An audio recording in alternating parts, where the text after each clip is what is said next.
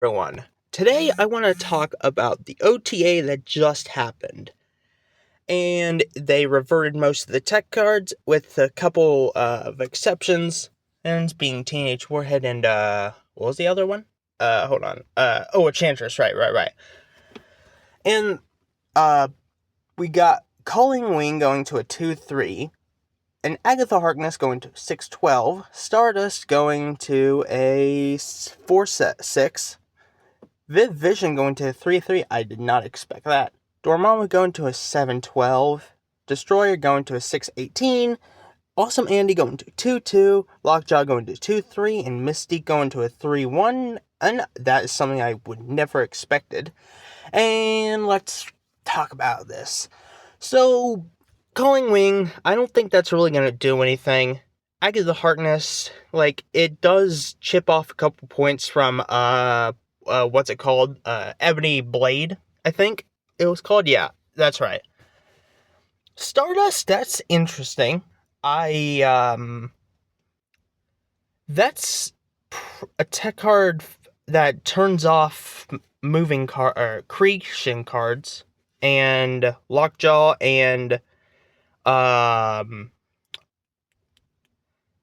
Dormammu as well. I didn't think about that. Yeah, it could turn off Dormammu.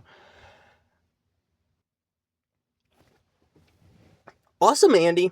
I thought he was a decent card. A lot of people tend to say he's a bad card. I don't know why. I guess because he's a 2-1. But he's a 2-6 now, and he can, buff, Sebastian Shaw, Captain Carter, cards like that. It's a decent use right there. Viv Vision, did I say Viv Vision already? I don't know. Let's talk about it. Viv Vision, that's interesting. I'm curious if they're gonna buff Naki. Am I saying that right? Nakia? I don't know how to say it right. Anyway,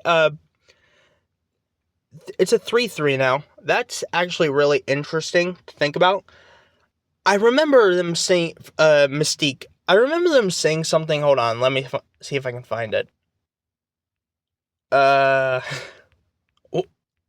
Apparently the only reason. Hold on, let me find it. Where's Mystique at? Ah, there she is. The only reason that they're buffing Mystique is so that they can make it a non-negative card, or Mr. Negative. Take it out of Mr. Negative, which, I mean, okay, but sure, it can't be searched by Jane Foster, but that does, honestly, that helps more decks than it hurts. This the only card that's really hurt. Mr. Negative. That's kind of dumb, to be honest. But okay. So now let's talk about the reverts here. For Shang-Chi is still only hitting one card, but he's going back to a 4-3. Okay. Killmonger is becoming global again. I don't like this one for two reasons. One costs really, there's not real, when you play with Killmonger, he basically turns off one cost. Now, I did ask the devs, hold on, let me get it up real quick, Discord. I did ask the devs about this, and they said that the reason was to make it a release valve. Hold on, let's see, where is it? Animation, blah, blah. Here it is. Question about Killmonger. Why is Killmonger have the ability to destroy opposing cards? And they basically said, and why can't it just, hit your own card, since it already has synergies with, Deadpool, your X-23. Deadpool doubles your power, or X-23 gives you extra energy. Stuff like that, right? Well, according to them, without interaction with enemy cards, his sole use case would be destroy synergy cards. Why can't I say that? While that is viable design, there are many other cards. Snap also needs release valve against swarming the game with strong one-cost cards that have little to no opportunity cost. Electra isn't sufficient counterplay against that strategy. She is much stronger against cards like Sunspot. I mean, sure, keep a release valve in the game. However, I think it should be on a new card, or at least a different card, like a reworked card, like Electra. Like, okay, so listen, here's what I'm thinking. Make Killmonger a 3/4, but only targets your cards. And then rework Electra. Make her a 3/4 that targets all the enemy cards. Now you can't decide to play both of them.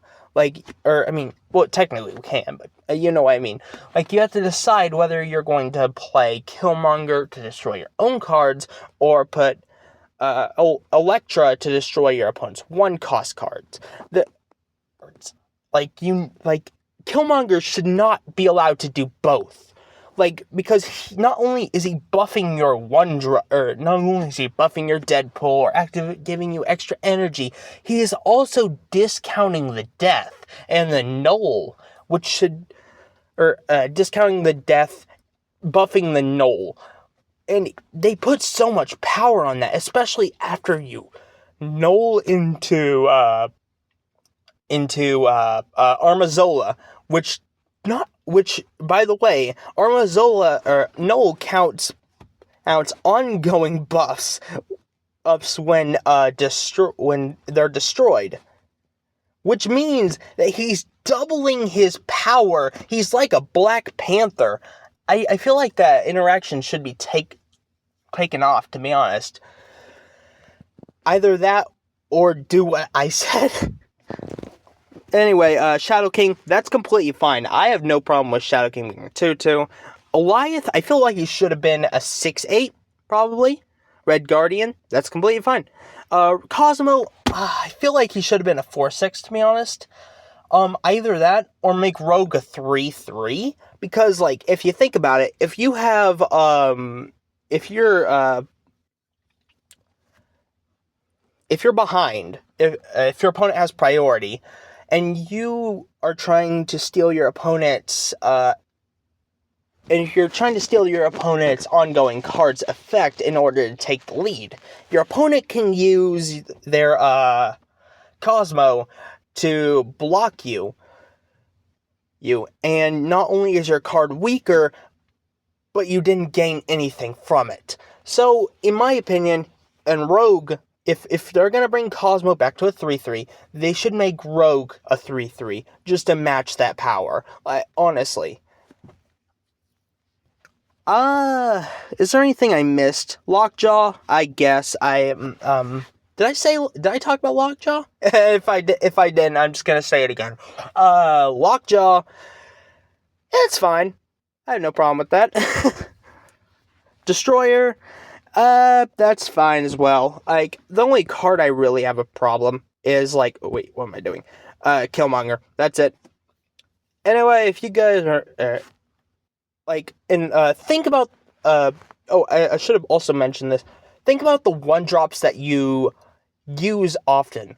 Like, how many of them wants to be on the field for a long time, at the beginning of the game and remain there? Like, you're thinking Sunspot, Jim Hammond, Mad Thinker, if you want to get crazy.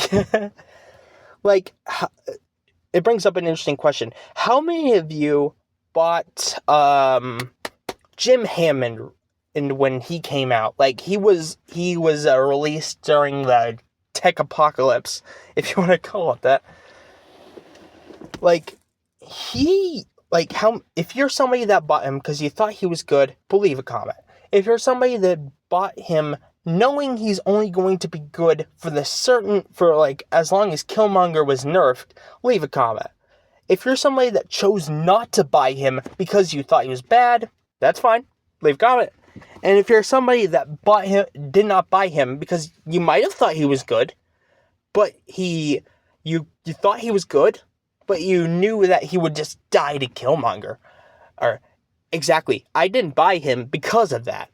Like, this card is a bit worrying for those kind of decks. X, like, think Zoo. I know it's, a little underpowered. I feel like if you saw, like, some of the leaks, there might be some cards in there that might get the deck off its feet again. But Killmonger kind of holds those decks back.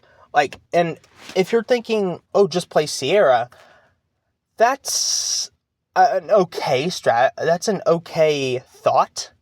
But, like, if your deck revolves around getting Marvel Boy out by turn 3 so that you can play or get your squirrels that you played turn 1 buffed, like, your opponent probably played Killmonger at that point, and your deck is probably already weakened. Like, I feel like, if Killmonger has to stay like this, Sierra probably should be a 2-3. I'm just saying, like, just be the armor. Like, it'd be the armor for 1 cost, and 6 costs, obviously. Maybe they should just remove the 6 cost protection off of Sierra. Maybe just, like, make her a 2-3, and then make her a protection for 1 cost. I feel like that could be a good way to, like, fix her, give her, like, usage. I already talked about the Agatha decks. Did I? I don't know. Anyway, leave a comment telling me what you guys think. Most of these, I feel like this may have been a little bit of an underwhelming patch. Anyway, see ya.